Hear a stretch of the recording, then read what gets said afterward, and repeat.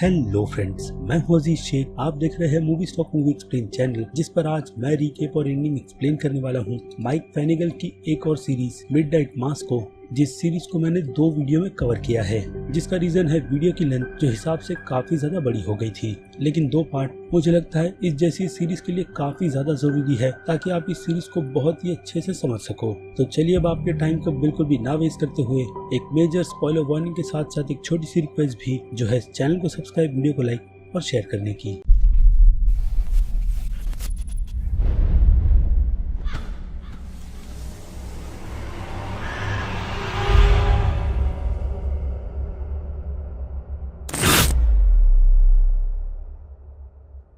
So friends, तो midnight mass की कहानी को समझने के लिए आपको इस सीरीज के सभी कैरेक्टर्स को समझना होगा, क्योंकि ये सीरीज पूरी तरीके से सभी के सभी कैरेक्टर्स के कंधों पर टिकी हुई है। साथ ही साथ इस सीरीज का पूरा फोकस क्रॉकेट आइलैंड पर रहता है, जिसकी पॉपुलेशन 127 लोगों की है, जो सभी सेलर की फैमिली से बिलोंग करते हैं, जिनमें रायली के पिता भी शामिल है। लेकिन बीते कुछ सालों से इस आइलैंड की आर्थिक स्थिति सही नहीं है, जिस कारण से काफी लोग इस आइलैंड को छोड़कर चले गए हैं। लेकिन उन सभी में एक चीज कॉमन है कि वो सभी लोग इस आइलैंड को तो छोड़कर चले गए हैं, लेकिन उन्होंने अपनी प्रॉपर्टी को नहीं बेचा। क्योंकि जो प्रॉब्लम यहाँ के सारे सेलर्स समंदर में फिशिंग करने के दौरान झेल रहे थे, वो है गवर्नमेंट की तरफ से बनाए गए नए रूल्स, जिन रूल्स की वजह से सेलर अपने हिसाब से पूरे खुले समंदर में कहीं पर भी फिशिंग नहीं कर सकते। यानी कि उन्हें समंदर की लिमिट दी गई है, जो चीज उन सेलर्स के लिए बहुत ही ज्यादा बुरी है। वो भी तब से जब आज से 3 साल पहले इसी आइलैंड के इर्द गिर्द एक पूरे ऑयल से भरे हुए शिप का एक्सीडेंट हुआ था, जिस कारण से आसपास का वातावरण पूरी तरीके से बिगड़ गया था। और तभी से समंदर में गवर्नमेंट की तरफ से नए कानून बना दिए गए, और अब हर चीज की टाइमिंग है, जिसमें अब इस आइलैंड पर 2 ही वक्त शिप चलती है, जो इस आइलैंड से लोगों को मेन लाइन यानी कि सिटी तक ले जाती है, और शाम के वक्त का रिटर्न होता है। उससे ज्यादा की शिप फिलहाल तो अलाउड नहीं की गई। लेकिन ये सभी रूल्स क्रोकेड आइलैंड पर रह रहे लोगों के हिसाब से सिर्फ उन्हीं पर लगाए गए हैं, जो गवर्नमेंट और कंपनी से ज्यादा इस आइलैंड से लेकर पूरे समुद्र तक को पहचानते हैं कि कहाँ फिशिंग और कहाँ पर क्रैब को पकड़ना है। इसलिए अब ये बिजनेस भी ठप हो गया है, जिस कारण से लोग इस आइलैंड को छोड़कर भाग रहे हैं। और अब बात करें इस आइलैंड के मेयर की, तो वो जिम्मेदारी वेड के कंधों पर है, जो इस आइलैंड पर अपनी वाइफ डॉली और बेटी लीजा के साथ रहते हैं। और वेड की इन सब में मदद स्टूज करता है, जो इस आइलैंड की बोट की रिपेयर और सारे के सारे इलेक्ट्रिक से लेकर मोबाइल टावर तक पर ध्यान रखता है। उसके बाद बात करें वेड की बेटी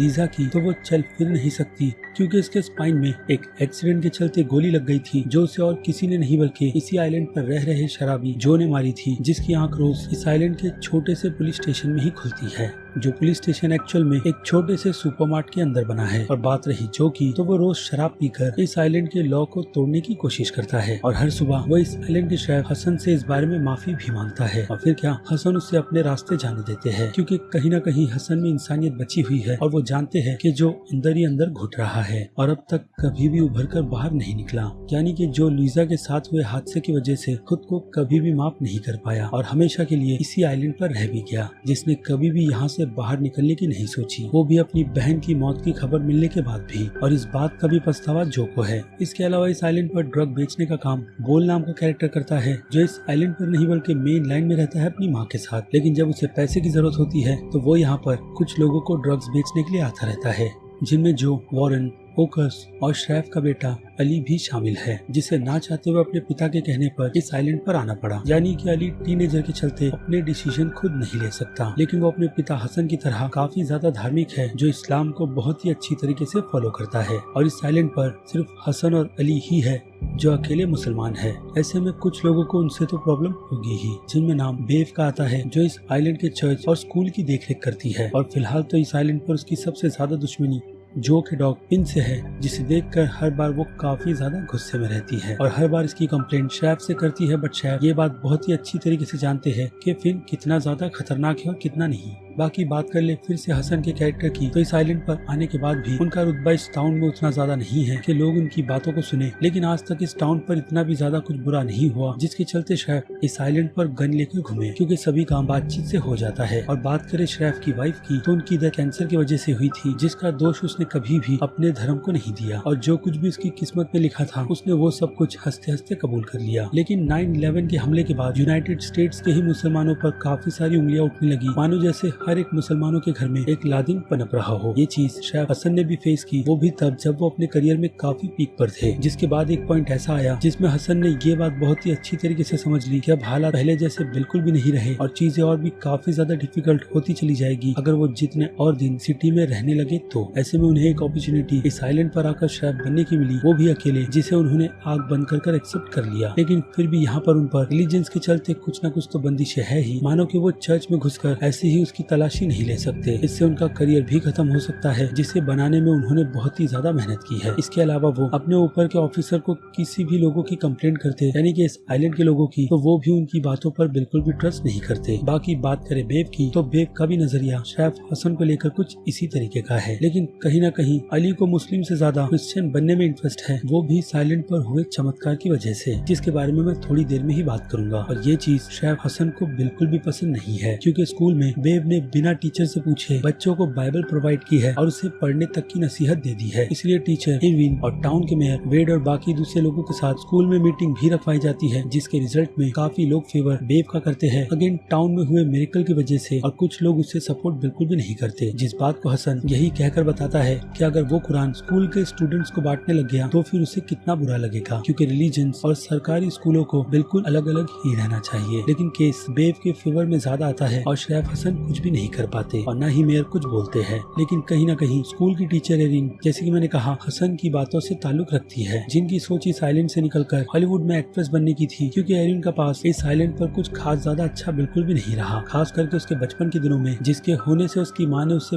बहुत ही ज्यादा टॉर्चर किया था। क्योंकि एरिन की माँ का मानना यही था कि एरिन के होने से उनके करियर पर ब्रेक लग गया था, जिस कारण से वो एरिन को बचपन में बहुत मारती। लेकिन इन सब के बीच एरिन को खुशी रैली की वजह से मिलती थी, जो उसका बॉयफ्रेंड था। लेकिन बाद में रैली ने भी उससे मुंह मोड़कर शहर की तरफ रुख कर लिया था, जिसके बाद एरिन भी वहाँ से चली गई। और फिर एरिन ने अपनी लाइफ में कुछ गलत डिसीजन लिए, यानी कि बिना सोच समझ कर शादी करना, और उस मैरिज में भी उसे हस्बैंड काफी ज्यादा अब्यूज करता, जिससे निकलने के लिए एरिन ने खुद को मारने की कोशिश की थी। लेकिन जब उसे पता चला कि वो प्रेग्नेंट है तो उसे जीने की उम्मीद मिली, जिस उम्मीद को लेकर वो फिर से वहीं पर आ गई जहाँ से इन सब की शुरुआत हुई थी, यानी कि क्रिकेट आइलैंड पर, जहाँ पर अब वो टीचर है। लेकिन फिलहाल तो बेब और टाउन के कुछ लोगों का नजरिया एरिन को लेकर बिल्कुल भी ठीक नहीं है, क्योंकि कुछ लोगों का मानना यही है कि एरिन इस आइलैंड से निकलकर किसी गलत संगत में पड़ गई थी और अब वो प्रेग्नेंट है, जिसके बच्चे का कोई बाप नहीं। उसके बाद आ जाए इस आइलैंड के डॉक्टर सारा पर, तो सारा एक लेस्बियन है जो इस आइलैंड को छोड़ अपना करियर बनाना चाहती है, लेकिन उसके पैर बंधे हैं उसकी माँ मिलरेड की वजह से, जिनकी एज के चलते याददाश्त दिन ब दिन और भी ज्यादा कम होती चली जा रही है। और सारा अपनी माँ को ऐसी बुरी कंडीशन में बिल्कुल भी छोड़ना नहीं चाहती, इसलिए जब तक उसकी माँ जिंदा है उसने फैसला कर लिया है कि वो इस आइलैंड पर ही रहेगी। बाकी बात रही सारा के पिता की, तो सारा के पिता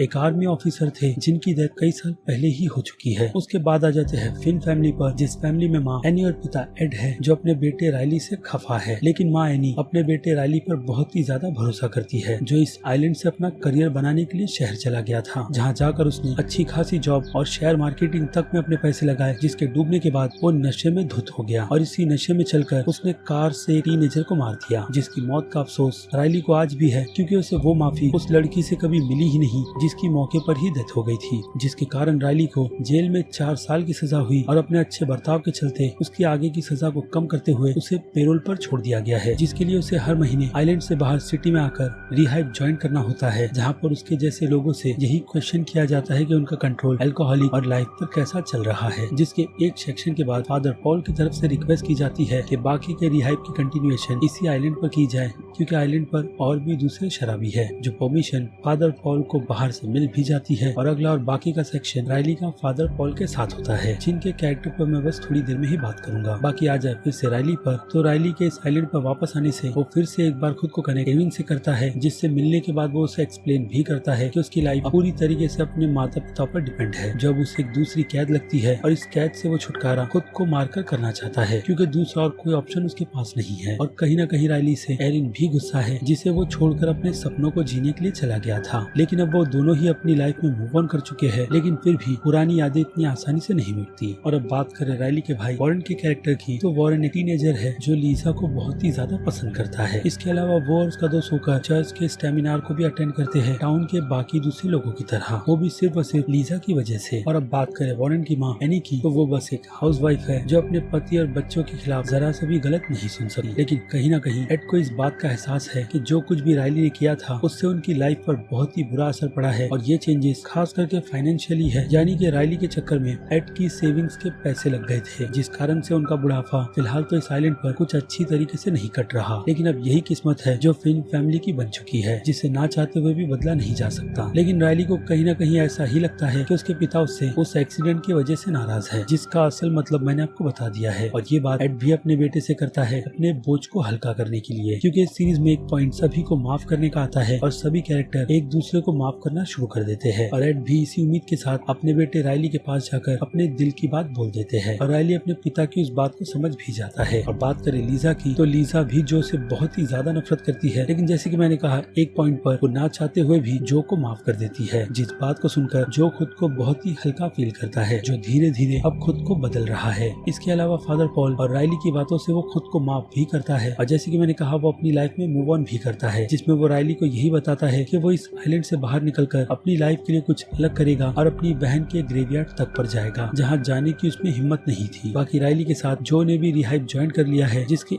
एक सेक्शन को अटेंड करने के बाद वो अगले सेक्शन की भी कंफर्मेशन दे देता है, जहाँ दोबारा कभी जो वापस नहीं आता, जिसके पीछे का रीजन जो की डेथ है। लेकिन जो की डेथ के पहले कोई क्रोकोडाइल आइलैंड के फेस्टिवल में जो के डॉग को पॉइजन देकर मार देता है, जो कि और कोई नहीं बल्कि बेब होती है। और बेब को पॉइजन ले जाते हुए स्कूल में एरिन ने अपनी आंखों से देखा था और टाउन के कुछ लोगों ने भी जो शरैफ हसन को इसकी डिटेल देते हैं। लेकिन बेब झूठ बोलने में इतनी माहिर है कि उस पर सिवाय शक के और कुछ भी नहीं किया जा सकता, क्योंकि कोई प्रूफ ही नहीं है। और फिर बॉल के कैरेक्टर की बात करें तो उस कैरेक्टर की भी डेथ इस टाउन के पुराने अबेंडन घर में जाने की वजह से होती है, जहाँ उसे कोई उसी की आवाज को रिपीट कर बुलाता है। और बॉल की माँ इस टाउन के शरैफ के पास आकर अपने बेटे को ढूंढने की रिक्वेस्ट कर रही है, जिस केस की इन्वेस्टिगेशन शरैफ हसन करना शुरू कर देते हैं, जो बाद में आकर जो पर ही रुक जाती है, क्योंकि जो भी मर चुका है, जिसकी मौत का आइलैंड पर फिलहाल तो ज्यादा लोगों को बिल्कुल भी नहीं पता, क्योंकि उसकी लाश को 20 समुद्र में ले जाकर फेंक दिया गया था। वो काम किसने किया था उस पर तो मैं थोड़ी देर में ही आऊंगा, लेकिन जो जैसा शख्स इस आइलैंड से गायब हो जाएगा तो क्वेश्चन तो निकल कर आएगा ही, जिस क्वेश्चन का रीजन यही दिया जाता है कि जो इस आइलैंड से बाहर अपनी बहन से मिलने के लिए चला गया है। लेकिन रायली को बात पता है कि जो की बहन जिंदा है ही नहीं, तो लोग इस तरीके का झूठ क्यों बोल रहे हैं उसका भी उसे पता लगाना है। बाकी जो की तरह रायली भी अब एथियस्ट बन चुका है, जिसका अब अपने धर्म में बिल्कुल भी इंटरेस्ट नहीं रहा। हालांकि बचपन में इस आइलैंड के फादरी मोहनसिनियस के कारनामे ने उसे एक पक्का रिलीजन बना दिया था, वो भी झूठ के सहारे, जिसमें उन्होंने रायली के मरते हुए चूहे को बदलकर 3 दिन बाद उसी के जैसे दिखने वाले हट्टे कट्टे चूहे को ले आया था। लेकिन बचपन की बात अलग थी और अभी की बिल्कुल अलग, क्योंकि जेल में जाने के बाद रायली को उसकी माँ ने बाइबल तक दी थी, जिसे पढ़ने के बाद रायली ने बाकी दूसरे रिलीजन्स की बुक्स को भी पढ़ा, जिन सभी को पढ़कर उसका मानना यही है कि सभी भगवान एक है और लोग धर्म के चलते लोगों को बस बेवकूफ बनाते हैं और खुद की जेबें भरते हैं। और ये बात वो फादर पॉल तक को कहता है, जिन्हें इस आइलैंड पर मोहनसिनियस की जगह पर भेजा गया है, क्योंकि फादर मोहनसिनियस की हालत बिल्कुल भी ठीक नहीं है, जिन्हें इस आइलैंड के लोग बहुत ही ज्यादा पसंद करते हैं। और मोहनसिनियस ने अपनी पूरी जिंदगी इस आइलैंड पर ही बिताई है और 80 साल की उम्र में उन्हें टाउन वालों ने चंदा जमा कर पिलग्रम पर भेज दिया है,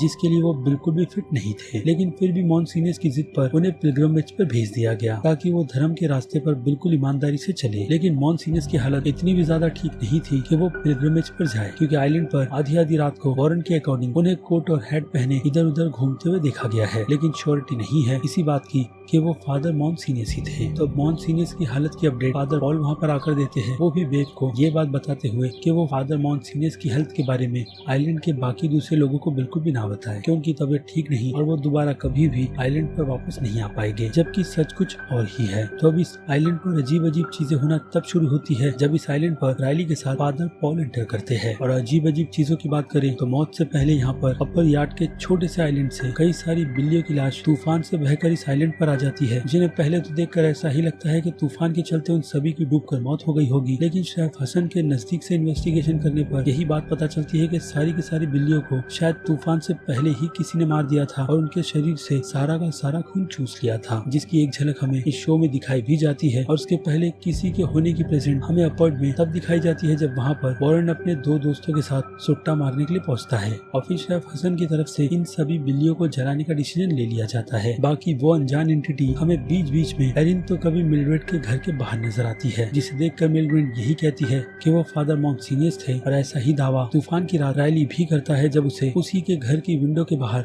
एक शख्स कोट और हैट पहना हुआ नजर आता है, जिसका पीछा करने पर वो शख्स भागता है और उससे काफी दूर भी चला जाता है। इसलिए रायली भी श्योर नहीं है कि क्या वो सच में फादर मोहनसिनियस थे या फिर कोई और। टाउन में हर हफ्ते टाउन के कई सारे लोग चर्च आते हैं, लेकिन बाकी दिन बिल्कुल भी नहीं। नहीं, लेकिन एक दिन फादर पॉल के किए गए चमत्कार की वजह से चर्च में लोग भर भर कर आना शुरू कर देते हैं और ये चमत्कार लीजा का चलना होता है, जो कई साल बाद अचानक से उठकर चलना शुरू कर देती है, जिसे देखकर सब पूरी तरीके से हैरान हो जाते हैं और अपनी अपनी बीमारी लेकर फादर पॉल के पास पहुंच जाते हैं। लेकिन बेव के होते ये चीज बिल्कुल भी पॉसिबल नहीं है, क्योंकि वो किसी को भी मिलने की परमिशन फादर पॉल से नहीं देती। लेकिन फादर पॉल का कहीं न कहीं इंटरेस्ट अब सारा की माँ मिल्ड्रेड को ठीक करने में है, जिसके पास जाकर वो प्रे करते हैं और प्रे के बाद वो उसे क्विट्स की थोड़ी सी वाइन भी पिलाते हैं। साथ ही साथ वो ये भी नोटिस करते हैं कि चर्च में राइली का कोई भी इंटरेस्ट नहीं है, जिसकी डिटेल मैं आपको ऑलरेडी दे चुका हूँ। यानी कहीं न कहीं फादर पॉल ने अब राइली को भी सुधारने की जिम्मेदारी ले ली है। लेकिन लीजा के अचानक से चलने की वजह से उसकी ट्रीटमेंट डॉक्टर सारा करती है, उसके माता पिता को यही बात बताते हुए कि बाकी की ट्रीटमेंट को शहर जाकर कंटिन्यू करना होगा, ताकि वो लोग यही पता लगा सके कि सारा एक्चुअल में चल कैसे रही है, और अगर वो चल रही है तो हो सकता है कि इसके खून में उस बीमारी का क्योर हो, जिसके रिजल्ट टेस्ट के बाद ही निकल कर आएंगे। लेकिन वेड और उसकी वाइफ डॉली फिलहाल तो डॉक्टर सारा को मना कर देते हैं, यही बात कहकर कि लीजा के इलाज में पहले ही काफी पैसे खर्च हो चुके हैं और वो लोग एक हिसाब से बैंक करप्ट हो चुके हैं, यानी कि उनके पास अब ट्रीटमेंट के लिए आगे और पैसे नहीं बचे। इसलिए वो लोग इसे भगवान का ही चमत्कार मानकर ऐसे ही चलने देंगे,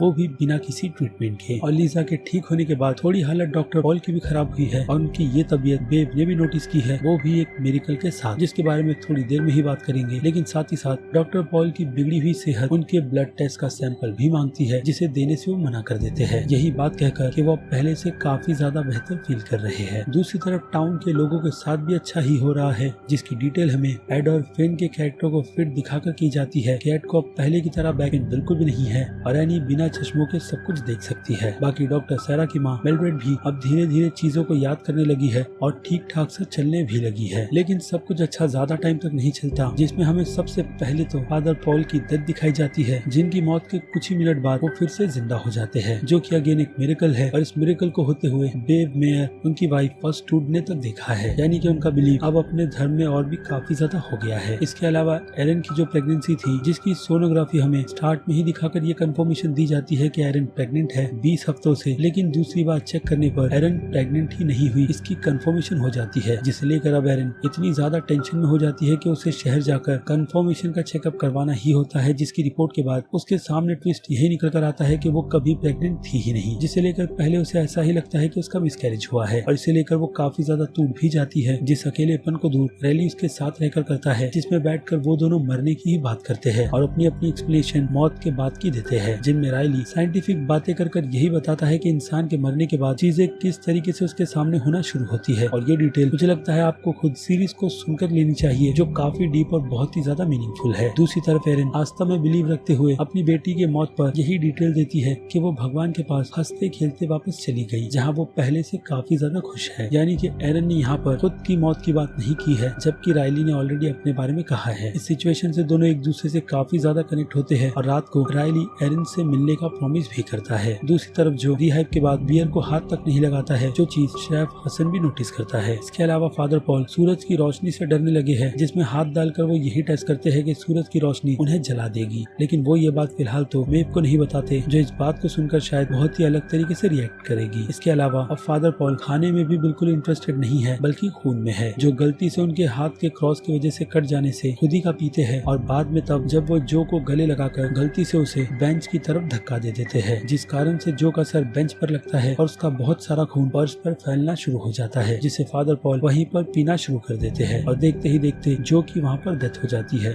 बात करें जो की, तो जो यहाँ पर फादर पॉल से यही बात करने के लिए आता है कि कैसे वो शराब से दूर रहा और अब वो खुद पर कितना कंट्रोल कर सकता है, लेकिन फादर पॉल खुद खून के नशे में चूर उसकी बातों को इग्नोर कर उसे ही जान से मार देते हैं। जिसकी अगली सुबह चर्च में काफी लोगों के होने की वजह से जब बेब यही नोटिस करती है कि फादर पॉल वहाँ पर नहीं है, तो वो जाकर चेक करती है और बाद में स्टू और वेड को अपने साथ ले जाकर जो की लाश को वहाँ से ठिकाने लगाने के लिए कहती है। लेकिन इसके पहले वो चर्च में जाकर फादर पॉल की खराब तबीयत की डिटेल देती है और डॉली को आगे बुलाकर चर्च के स्टेमिना को कंटिन्यू करवाती है। लेकिन दूसरी तरफ स्टू और वेड इस काम को करने से मना करते हैं, जिसके बाद बेब अनभक्ति में चूर यही कहती है कि फादर पॉल की वजह से ही उसकी बेटी लीजा चल रही है, जो ईश्वर के अवतार है और यहाँ पर वो सभी को राह दिखाने के लिए आए हैं, ठीक जीसस की तरह। और अगर कोई भी बुरा शख्स उनके रास्ते में आएगा तो वो जो की तरह मारा ही जाएगा, और अगर उन्हें भगवान के ऐसे कारनामे आगे नहीं देखने और लीजा को भी चलते हुए नहीं देखना, तो फिर वो इन सब को त्याग कर बाहर जाकर सबको सच सच बता दे। साथ ही साथ बेब ये भी बात कंफर्म करती है कि फादर पॉल ही पॉन्सिनियस है, जो पेलग्रम में 80 साल की एज में गए थे और वो वापस 40 साल की एज में रिटर्न पहुंचे हैं। अब ये मिरेकल कैसे हुआ उसकी डिटेल मैं आपको थोड़ी देर में ही दूंगा, लेकिन बेब को कैसे पता चला कि फादर पॉल ही मॉन्सिनियस है, तो उसका जवाब है तब जब बेब फादर मॉन्सिनियस के पीछे उनके कमरे में आ जाती है और दीवार पर लगी न्यूज़पेपर की फोटो यंग फादर मॉन्सिनियस की होती है, जो हूबहू फादर पॉल की तरह दिख रहे होते हैं। लेकिन फादर पॉल फिलहाल तो बेब को मना कर देते हैं कि वो लोगों को बिल्कुल भी ना बताए कि वही मॉन्सिनियस है, जो वो खुद लोगों को सही वक्त आने पर बता देंगे, जिसके लिए उन्हें वेट ही करना होगा। और फिर क्या, वेड और स्टूट जो की लाश को ठिकाने लगा देते हैं और बाकी कामों में उनकी मदद करना शुरू कर देते हैं। लेकिन रिहाइब में जब रैली फादर पॉल से जो के बारे में पूछता है तो वो उसे यही झूठ कहते हैं कि जो अपनी बहन से मिलने गया है, जबकि जो ने उसे ये बात साफ साफ बता दी थी कि उसकी बहन मारी गई है। और राइली को कहीं ना कहीं इस बात की श्योरिटी मिल गई है कि फादर पॉल झूठा है, जिसका पता वो रात ही के वक्त रिहाइब जाकर कर लेता है। वो भी उस वक्त जब एरिन उसका वेट कर रही थी, जहाँ पर फादर पॉल अपने उस फरिश्ते का वेट कर रहे थे जो इस आइलैंड पर घूमकर लोगों को मार रहा है। लेकिन उस एंजल के आते ही फादर पॉल उसके सामने झुक जाते हैं ताकि वो इस बीच उस क्रूट्स को पूरा भर दे, जो वो किसी वाइन से नहीं बल्कि अपने खून से भरता है, जिसे ऐसा करते हुए राइली अपनी आंखों से देखता है। लेकिन वो वहाँ से निकले और सिचुएशन को समझे उससे पहले ही वो एंजल राइली पर हमला कर देता है, जिसकी मौके पर ही वहाँ पर डेथ हो जाती है, क्योंकि वो एंजल राइली की गर्दन तोड़ चुका है, जिसका पता बाकी लोगों को न चले। इसलिए फादर मॉन्सिनियस उस रिहाइब का दरवाजा बंद कर देते हैं। और अब इसी सस्पेंस के साथ मैं मिडनाइट मास के इस पार्ट 1 की वीडियो को यहीं पर खत्म कर दूंगा, जिसका नेक्स्ट पार्ट आपको बस कुछ ही देर में इसी चैनल पर देखने के लिए मिल जाएगा, ताकि आपका एक्सपीरियंस इस सीरीज को लेकर बिल्कुल भी खराब ना हो। इसके अलावा मिडनाइट मास की सीरीज को लेकर आपकी क्या राय है उस बारे में मुझे कमेंट करके जरूर बताइएगा। इसके अलावा वीडियो में कुछ भी पसंद आया है, यानी कि मेरी मेहनत, तो वीडियो को लाइक करना बिल्कुल भी मत भूलिएगा। बाकी मैं हूँ अजीज शेख, आप देख रहे थे movie stock movie explain channel, जिसे अगर आपने अभी तक सब्सक्राइब नहीं किया तो सब्सक्राइब कर लीजिए और बगल में बने हुए इस बेल आइकन के साथ साथ नोटिफिकेशन को भी ऑल पर क्लिक कर दीजिएगा। बाकी मैं मिलूंगा जल्दी आपसे दूसरी किसी वीडियो में किसी और फिल्म या फिर किसी और सीरीज के टॉपिक पर बात करते हुए। तब तक के लिए आप मेरे चैनल के बाकी दूसरे वीडियोस को एंजॉय कीजिए और टिल देन बाय।